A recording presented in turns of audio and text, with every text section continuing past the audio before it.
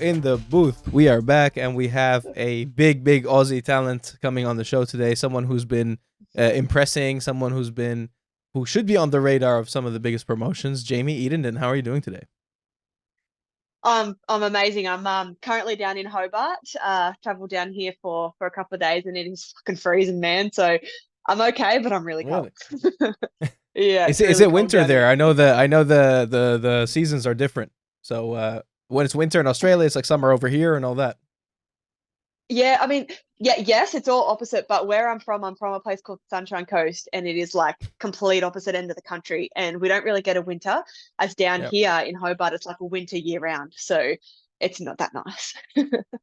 that's pretty funny though. Sunshine Coast. That's like they named it after something in particular. Like The weather, maybe. it Yeah. has to be named after the weather. Yes. So you just came off of you came off of two amazing wins, like two wins against a ranked Bellator fighter, former ranked Bellator fighter, and a former tournament challenger at the PFL in Genah Fabian as well. Sorry, the first one was Yeah. Janay Harding. So you're very confident right now.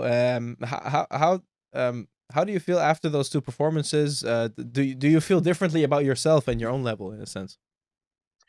Um, yes and no. I mean, I've always known that I'm going to be on the level to be able to compete with these girls on the world level or the world stage. And Janay was the first test for me to see if I could compete or win against someone of such high caliber who's been on the world stage for such a long time. Like I remember watching her when I hadn't even started MMA yet. So I was Mm, watching her and I was like, damn, this girl's cool. She's doing MMA, she's doing boxing. And then I got the opportunity to fight her, which was fucking cool, and then beat her in the way that I did was even cooler. So, yeah, um, fighting her obviously boosted my confidence, and then we were kind of in talks with a couple of overseas promotions, and they said that I needed to get one more win because I had an even record. And then I fought another Aussie girl. Oh, she's from New Zealand, I think. Gay yeah. Sanita, and that was a cool fight too. I didn't take any risks in that fight. I needed a win, so I kind of fought differently to how I usually fight, but ended up getting that win. And then the start of the year happened, and I couldn't get an MMA fight over the line at my weight, which is featherweight. And then the Genah Fabian fight come up, and obviously it was a yes straight away for me. And my manager and my team had to do a bit of work to get that one across the line, and here we are winning again. So it's three in a row for me. So I'm stoked. Well, before we get into the fight particulars themselves, yeah, like you mentioned the weight as well. Is it kind of a more of a blessing or more of a curse? Because in a sense, there's less of a pool, but at the same time, that's how these bigger names and people that have fought at bigger promotions end up, at your address. So Yeah, I yeah. mean the weight's a difficult one for me because I want to fight at featherweight. That is my weight class. I Mm. would love to fight at lightweight. That would be my preferred weight class. I feel like I look good, I feel strong at lightweight. But I still have to cut to get to lightweight. So it's not like I'm walking around being able to get to lightweight straight away. I'm a big girl. But I tell you what, I'm not as big as Jenna. She was huge and she was strong. She was tall. She was big.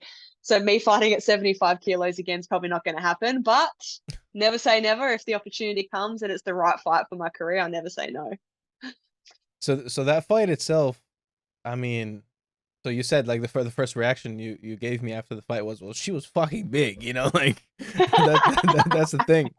And so you were down. You took the fight. You take the risk because you have to take the risks because there isn't many big promotions that have the weight class. So if you want to impress them, it's better to beat the people that have fought there. Um, Yeah. yeah, but knowing you took that risk and you're taking all the risk, you're going up in weight, and you're down 2 rounds before the third. What were you thinking in between the second and the third round before you went and finished Look her? in the second round, I've never been rocked in a fight before. I got hit with a hard hook from Gase in the last kind of 30 seconds of the fight. But I've never been rocked. I've never been dropped. I've never been finished. So Jenna hit me with a big left hand in the second round, and it sent me back. It nearly sat me on my ass, and it rocked me. And it was the first time in a fight where I've kind of been pushed back and been like, holy shit, like I had to face a lot of adversity in that fight to come back. And I sat down on the stool and I was buggered. I was like, and I have conditioning for days. I can go round after round after round. But I think fighting up 2 weight classes and fighting someone so big, it just it took gas out of me. Mhm. And I sat down on the stool and my coach come over, was talking to me, and he's like, Brian Dunstan, he's like, you're gonna have to get a finish if you want to win. The first round was close, but they're probably going to give it to her. And then the second round, she clearly won. And then I got up off the stool, and my other coach, Michael Kosh, he put his finger in my face and he's like, you have to fucking go, like swearing at me. And he put a bit of a fire under my ass. And I remember there was a moment when the round was about to start and the referee was walking to the middle, and I just looked at her and I was like, how the fuck am I going to beat you? Like, how can I beat you? And then I remembered that in how she was beating me was she was stepping in and throwing a 1-2 or just throwing a left hand and it was landing.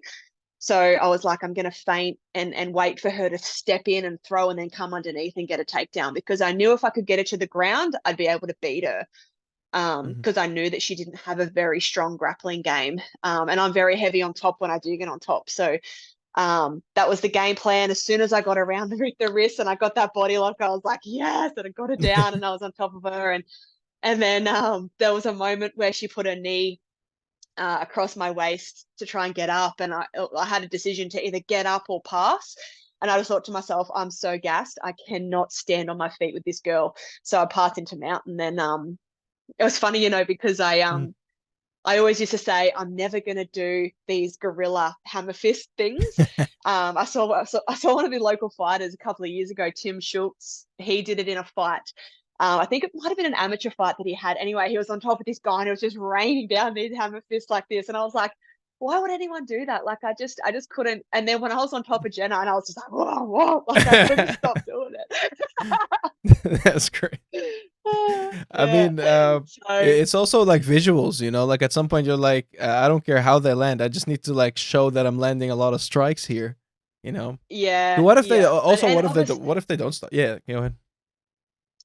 yeah. Like obviously, I wanted to finish her and I needed to finish her because I knew that the takedown wasn't going to be enough just from the points that she had accumulated with the damage. And I had this big bloody lump on my head that was like this, Yeah. looked like a bloody unicorn. And but yeah, I knew I needed to get the finish, and I came up with the game plan on my own, which again shows that you know, I have good fight IQ and I'm not just relying on my power or my strength, or I'm actually focusing on my fight IQ, which to me means that I'm ready for the next level. So and I did fight at the next level fighting Genah, she's been in the Mm. PFL, so to me that was a world-class fight. It was just on the regional scene. Yeah.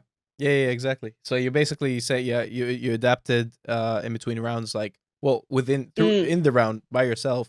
It wasn't yeah. necessarily the instruction to take her down. You just felt that that was your path to victory. Like, Yeah. I knew that I had to get her down to win because I wasn't going to beat her on the feet. So, mhm. which was tough for me because usually I can beat people on Yeah. the feet. So, excuse me, having to take someone down and do it that way was a new thing for me. But now I can do it. I can do anything. So, Yeah. And yeah, because I'm assuming you just really wanted the KO. You know, it's like yeah, out of your, at the end of the day, you still got the KO technically, but in a different way. yeah, Yeah, TKO. Yeah, it's still the same yeah, thing. So, yeah. yeah, yeah, So now that you've had these two experiences, and obviously you're very confident, you're making your shout at Bellator, PFL, take me please, because like these are the two big organizations that have your weight class. Um, yeah, and there's an opponent that you've lost to that you want to avenge, and that is Sarah Collins, who's now beat Sinead Kavanagh, and she's coming back fighting on the yeah. Dublin card now. So you must feel very confident. Um, like how do you see your chances? Like when you look at that Bellator roster, like what are your honest thoughts about the division? Um, Look, I think before PFL acquired Bellator, I think the Bellator a featherweight division was fairly strong. I think everyone in that division was deserved to be there. Maybe one or two didn't. And now that they've kind of merged the division, there's a lot of girls in that division that, in my opinion, don't deserve to be there. They don't make weight. Um, They are getting finished in the first round. They're boring. They're not doing any promotion. So I feel like a lot of the girls don't deserve to be there. Sarah Collins, it's a sore spot for me because, you know, she beat me and she beat me clearly. And she was my first pro fight. And after she fought me, she got signed to Bellator. So I feel like I want to get that fight back because it wasn't a fight. You know, she held me down for 2 rounds, which is her game plan. It was great. And then in the third round, I came out and I was able to use my striking, and I basically mincemeat her face. And that's not to take anything away from her. She's 5-0. She's done well in Bellator, but I feel like if I was to fight her again, it would be completely different. So that's why I want to get that one back. I feel like it would be a good fight for me and a good fight for her, and a challenge for both of us to see how much we've both grown since we first fought. If anything, let Bellator give you that one chance to, like, if I beat her, keep me. Otherwise, like, let me stay on the regional scene for a little bit. Yeah, Yeah, it's exactly. And mhm. it's funny you sorry to interrupt you. It's funny you bring up Sarah because, you know, I wonder what would have happened if I had beaten her in that first fight. Like if I had beaten her, she's the #1 ranked in the country. I had beaten her, you know, my path wouldn't have been the same because I probably wouldn't have got the opportunity to fight Janay or fight Genah, fight Gase or fight Genah or any of those girls. So I've actually had more pro fights than what Sarah's had now. She's only had 5 and I've had 7. So I feel like it's not a mismatch in terms of experience. I've still been fighting. She's been fighting. But honestly, it doesn't have to be Sarah. I will take anybody, any featherweight or any lightweight on that roster. It will be a yes straight away. 100%. I mean, I agree with that. You said something about there's a lot of girls that miss weight, and you've missed weight before, and now you've got it under control. Like, what's been the changing, what the defining factor? What's changed for you? And as far as now, Yeah. you make Look, it more I think comfortably. look, with that fight that I missed weight, it actually wasn't at my weight class. It was at a catch weight of 64. And I haven't been 64 since I was 18 years old. And the agreement was made, and it was my decision to make that. And I missed, and it's my fault. So I decided to never go down in weight again. It was featherweight or heavier. But since that fight, I got a really good dietitian on board from Strive. His name's Christoph. He's a bloody legend. If he's watching this, he better message me because I gave him a shout out. But he's awesome. He's a really cool guy, and he keeps it real with me. He doesn't, you know, beat around the bush. He says it how it is, and I really like that. I like someone to be honest and upfront about me and tell me what the fuck's going on. So, but ever since I've been working here, we've been together for 6 or 7 fights now, including boxing and MMA, and we hit it on the nail every time. So, I'm stoked to have him on board. And what's your advice to, like, to fighters who have a hard time finding fights, especially in these weight classes? Because you know, I feel like the fights you take are very calculated. You're like, I take this, I fighting this girl for this reason, and because she'll get me to this girl, and that girl will get me to the big promotions. Um, so yeah, what's your advice? Because at the same time, there's also such a risk of, like, if you lose one of those fights, it could set you back so much because there's less opportunities, less tickets to give away in a sense. Yeah, for sure. I mean, when I was fighting Janay, I knew that she was the last person in my division. I fought everyone in the division. Um, and I knew that if I lost to her, I'd be back at square one, you know, and I nearly did. I Mhm. nearly did lose to her. But yeah, my advice to people coming through, especially women, is first of all, make sure you have a great team behind you. It took me nearly like 28 fights to find a good team.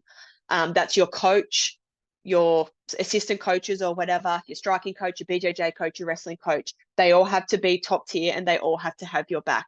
Because if one person falls or doesn't have your back or, you know, makes empty promises, it's going to affect your career. Your nutritionist, your strength coach, all those people, your sponsors, everyone, you know, it took me a long time to find the right people. And now I can say I've got the right people. So that would be my advice to any of those people coming through. And the second thing is don't blow out from your fight weight because it's so hard to get back down. I've learned from Yeah. my mistakes. I used to fight at 66 and blow up to like sometimes over 80 kilos, man. It's fucking bad. But I can't do that anymore because one, I want to be able to take short notice opportunities if they come up. And two, it's too hard on the body as well. Like you're trying to train and do all that, and it's not conducive to what you're trying to do. And you feel shit, you look shit, and you're gonna perform shit. So just keep your weight down at a weight that's manageable that you can get to your fight weight. Is that something that you've learned very recently? Is that something like within the last year, or since you started fighting the Janays and the Jennas of the world, or you think? I took on the keep it closer to the weight thing after I missed weight, not because I was walking around, heaps heavy, but it was just, like if I had my walk around weight just 100 grams like less, I could have made the weight. Um, so it's really important to be upfront and tell your coach and your nutritionist or your dietitian exactly what your weight is. Don't just go, oh, I'm sitting around 70 or I'm sitting around 75. Tell them exactly what it is, because it can be a matter of 100 grams or 50 grams or 400 grams. And it's well within your opponent's rights to say no to a fight if you come in over, whether it's 150, 2 kilos, 3 kilos, whatever it is. So just be open and upfront about it, because otherwise you're going to be out of Mhm. fight and it feels shit. So you basically live at the gym. Do you co-own the gym that you're at, or Yeah. So yeah? Ignite's been around for 20 years this year. My coach Ryan Dunstan and his brother Lee started it 20 years ago. And about 16 months ago, my manager and we bought into the gym and decided to expand it and make it into a world-class facility. So yeah, we've done a pretty amazing job, I think, and we've got a really good community there at Ignite and some really good fighters. Yeah, so is that like, I know that's definitely a side goal of yours, and it aids your career. I mean, it's the ideal career to have if you own a gym and you're trying to fight at the same time. You don't have to commute too much. You have Yeah. access, So Yeah. what does it take? Like, well, what's the struggle, I guess, of balancing the two? What's the hardest part about running a gym and being a fighter at the same time? Because like Um, we see the easy part, like what's we see the positives of it, but mm. Yeah, look, I don't get much downtime. So I'm basically, because we run a coffee shop at the gym as well. So I'm opening up the coffee yeah. shop in the morning and then I'm working all day and then I'm training, 2, 3 times a day. So I'm literally at the gym from 6 a.m. until 8 p.m. So it's a long time to be at that place. But man, I'm in love with this sport. I love my team. I love what I do. I love training. So if I didn't love it and have a passion for it, I wouldn't be able to be there for, 95% of my day. Um, so the struggle is definitely trying to find downtime. I don't really know how to relax that much. I'm constantly on the go and constantly doing stuff. But at the moment, I wouldn't have it any other way. And I absolutely love it. Oh, cool. And so, I mean, I guess it also inspires you as far as because there's this phenomenon I always talk about with fighters, which is applicable here because when it's hard to find fights or when there's injuries and there's a lot of downtime as far as not having fights booked, there's a lot of fighters that tie their identity way too much into just being a fighter, um, and they start feeling in a sense useless sometimes when there's no fight, even when they're training but there's no fights. You know what I mean? So yeah, do you ever deal with that? Do you ever have to think of tying your not tying your full identity into fighting? Yeah, for sure. I mean, it definitely crosses my mind, but I think I have a good plan for when I finish. I don't ever want to leave the sport. So, I want to Mhm. be a coach or I still want to be in the gym participating and helping my teammates. Just because I can't fight or, I've retired or I'm injured doesn't mean I can't help my teammates be successful, whether that's through my experience or giving them my body to train with or I think it's really important for fighters to understand that you can't, unless you're injured or, there's other circumstances, um, you shouldn't be out of the gym because you shouldn't just train when you have a fight coming up because you're not going to get any better. When you're in fight camp, your emotions and everything is so heightened. Most of the time, there's no skill acquisition. You're just training to fight, right? So you're sparring heaps, you're doing heaps of wrestling rounds and pad rounds and conditioning and all that sort of stuff, but you don't give yourself any time to build. And most fighters, when they're outside of camp, they don't come into the gym. You hardly see them. There's only a select few that actually have a dream of being a world champion that are in the gym. So I think it's really important to mention that, because there's a lot of fighters that don't come to the gym when they don't have fights coming up, and not only as a skill acquisition thing, but to help their teammates. We have a lot of guys in our gym. I'm going to give him a shout out. His name's Julian Prowse. He used to be a fighter. I think he's had one pro fight, but he hasn't fought for a long time. Mhm. And he is the best training partner for everyone. He's always there. He puts his body on the line. He's always sparring. If you tell him to be there, he will be there, and there's no questions asked. So I wish like a more fighters had that kind of mindset to be in the gym helping other people, not just being selfish when they've got a fight coming up. And it also works the other way around. I feel like what I hear a lot of parents say about signing their kids up for martial arts, which is super important in my opinion. Everyone should know how to defend themselves.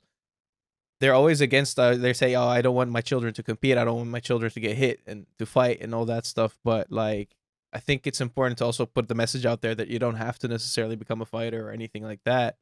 You can keep it Mm. within the gym, Hmm. keep it within like light sparring, and that's pretty playful. At the same time, you get a lot of benefits from it. Yeah, for sure. It's so important for everyone to know some level of self-defense, especially women, because 5% chance is better than 0% chance, or 1% chance is better than 0% Mhm. chance. So as long as you have something in your arsenal to use, if it works, awesome, you're out, you're good to go. But if it doesn't work, you're kind of in the same situation. So at least you try something. And I always say to the kids at the gym, and I'm like, bullies are assholes, like don't let anyone ever say to you that you're not good enough, or bully or whatever. But you know what the good thing is? You can beat them up, but you don't have to. That's the best thing about Yeah. it, is you know that you can beat them up, but you don't have to. Yeah. You be the bigger person, but you're in the gym learning martial arts. So Just hit the nail on the head, and that's why everyone gets like martial artists usually are humble. You have nothing to prove. At the end of the day, you're like, I can beat this guy, mm, and I don't have to prove anything to myself. yeah, yeah, But that's why I say exactly. about Yeah. about self defense, and it's like if you run into trouble on the streets. I mean, obviously, first advice is run away. You don't know if this guy has a weapon or anything, but um, at least you know more than they do, unless they're a Mm, trained fighter. You know what I yeah, mean? Like that's exactly. that's It's the least you can do. Yeah. yeah, is to know something. And in Australia, I'm not sure if it's happening over where you are, but in Australia they recently had a big event for women's domestic violence, and because the numbers are just increasing rapidly, and it's horrendous. So I want to say, while I'm on this platform where hopefully a lot of people are watching, is that if there is any women, teenagers, anyone out there that wants some self-defense, please come see me. I would do it for free, because it is Wow. invaluable to learn that sort of stuff. So if there is any women, teenagers, as I said, just come and see me or DM me or anything, and we'll give you some private lessons to learn some self-defense. That's awesome. I love. I'm sure you follow Tom DeBlas as well. He's Yep, yep. the jujitsu instructor, and he does a lot of that. Like, so he'll find those videos of kids getting brutally beat up or bullied in school, and he'll just like offer, hey, you get free jujitsu classes at Mm, the gym wherever yeah. nearest to you, like and I think that's another thing that'll get people into it as well, and finding the community. Yeah, for sure. That's yeah. All Mm, right. yeah, So for sure. s- something else like this podcast always ends up like diverging into food talk and everything. And we've talked about your favorite foods, after fights. First of all, what did you have after the last fight? And like what are your go-tos as far as post-fight meals, post-weigh-in meals? Yeah. So, well, I mean, post weigh-in meals, I basically eat exactly the same. I like to stay hungry. My coach actually said it to me about 5 years ago. I was an amateur fighter back then. I didn't really have any goals of being a professional or anything like that. And I'd do my weigh in, I'd cut all this weight, and then I'd go eat donuts and just fucking shit. And he said to Yeah. me, Jamie, you got to stay hungry. Don't be satisfied. You're not satisfied until after you fight. And since that day, it just stuck with me, and I was like, I don't want to give myself any satisfaction until the work is done. So after the weigh-in, I don't have anything. My guilty pleasure on fight day in the morning is carrot cake. I love me a Oh, good carrot cake. Yes. So my dietitian puts that in my plan, and I'm allowed to have a carrot cake for a snack on fight day. But after the fight, I'm a real sweet tooth. I want ice creams and cookies and all the deliciousness of Nutella and Biscoff and all that sort of stuff after the Yeah. fight is what I go for.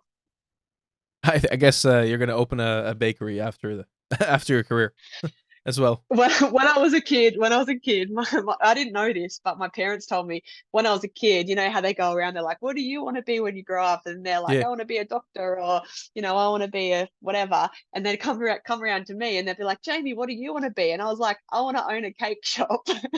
Cake shop. Yeah. This was so. So one day, maybe. That's funny because I'm a foodie too, and I remember like I also was always saying I wanted to start or open a restaurant or something. So Yeah. yeah. Well, I love that. Love that. Yes. Um. Yeah. So I One hope a day. One day it lot. will happen for sure. Yeah. I wish you a lot of carrot cake in your after your Bellator debut and all that. Thank you. I think you belong there. Before we get into a couple of the fan questions that I chose, could you like give your like if it's not Sarah Collins, which is obviously your favorite matchup to enter Bellator for, in like, do you have any other names when you look at that roster and say I would love that fight for me? Yeah, I would love the fight against Michelle Montague. I've seen her. She actually fought one of my teammates quite a while ago, and I've been watching her for quite some time. I think our styles would really match because she's a wrestler and I'm a striker, so I think that would be a really interesting fight. Um, I know that Arlene is your girl, but man, I'd love to fight her. It would be a absolute boxing stand-up slugfest, and I'm so keen for that. But I mean, anyone. Obviously, I'd want to work my way up if I could and fight the best of the best. But I'm happy to fight, whoever they give or whoever they think that I would be matched against. But yeah, Sarah, Arlene, Michelle, and even Leah.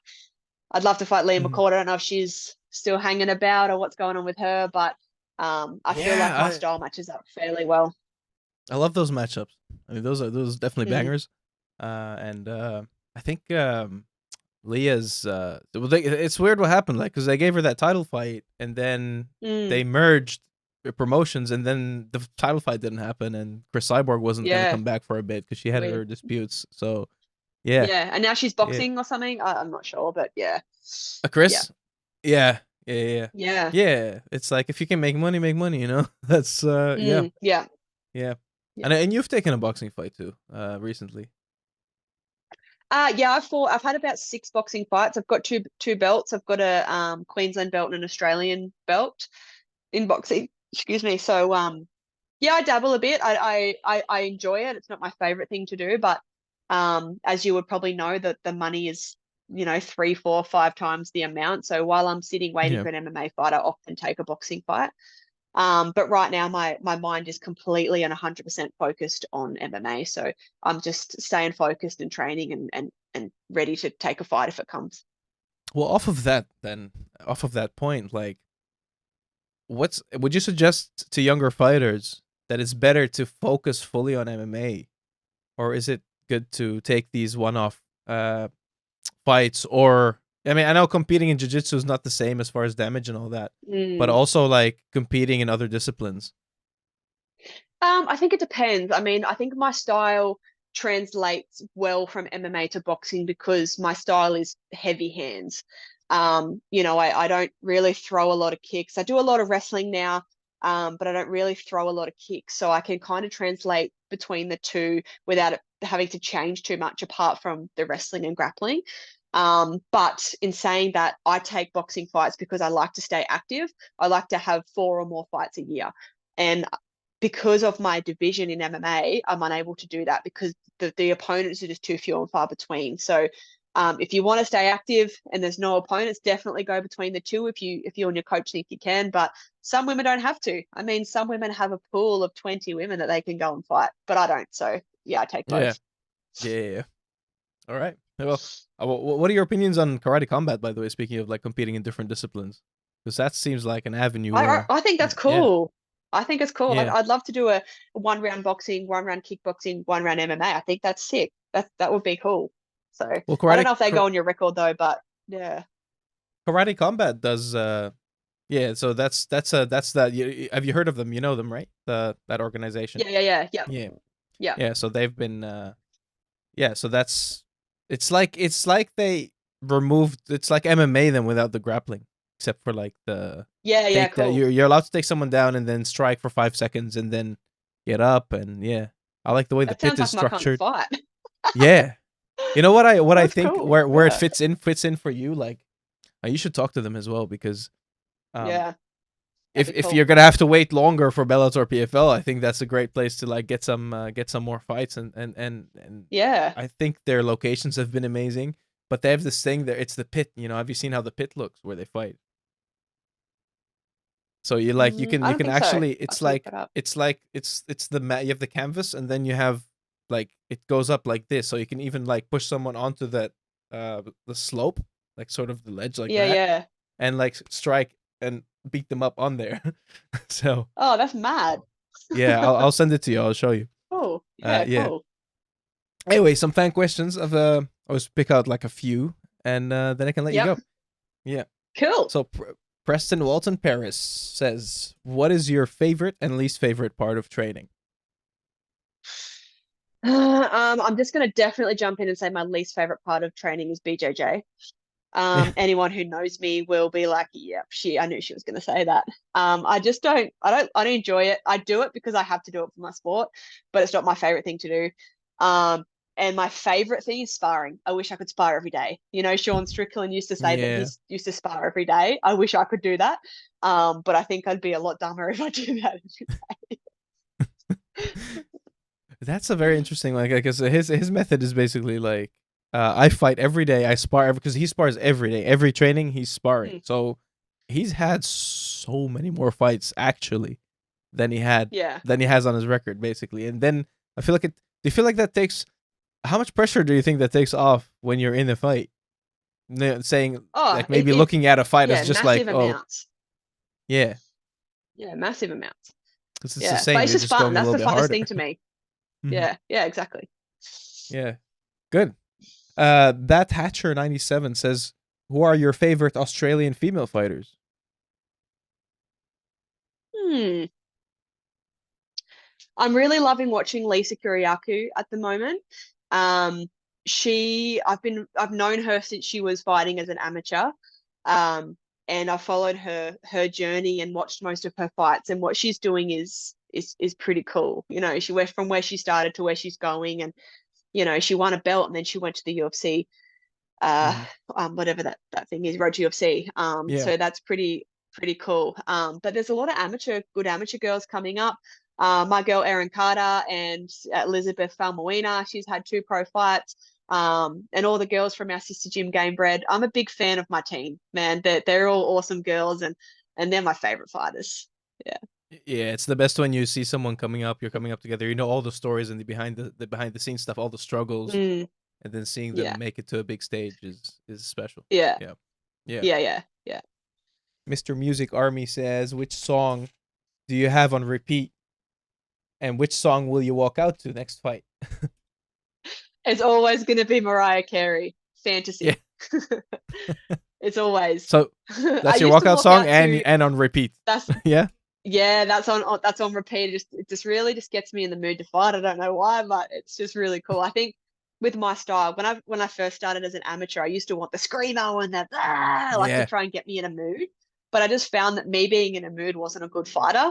I need to be chilled and relaxed and having fun and singing, and it's a privilege to be able to be in a cage or in a ring. So I'm just grateful for the experience. I just love every second of it. So when my song starts playing, I'm just grooving and vibing and singing.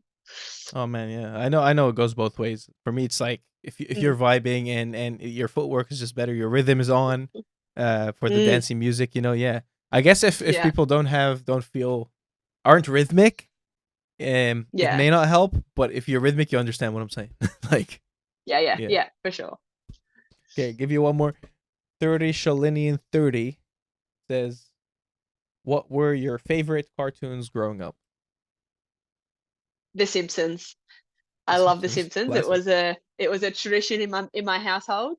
to watch The Simpsons at 6 p.m. and then go to bed as a kid. So The Simpsons is definitely up there with my favorite. Probably nothing is even close to that, to be honest. I still watch it even though Yeah. I've watched the episodes 100 times. I still sit there and watch it today. So And it's still going, isn't it? That's a lot of seasons. yeah. Yeah. And they predict the future, so that's Exactly. That's so it blows my mind sometimes when you see those things. You're like, this, Matt Groening is his name, right? The creator. He Yeah, must be crazy. a time traveler. He makes me believe that time travel exists. Honestly, It's real, yeah. Yeah. All right, Jamie. Thanks so much for coming on. If there's Cool. anyone you want to No shout out, worries. any final statements you'd like to make, here's your platform. Yeah, I mean, always want to thank my family, my friends, my supporters, my sponsors. I can't do what I do without them and the love that they show me. It's a small group, but it's an awesome group.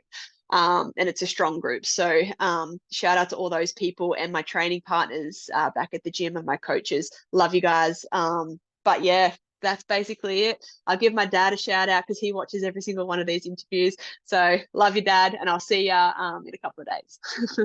All right. Thanks so much. We'll be heading the force to the to get you into those promotions. Thank you.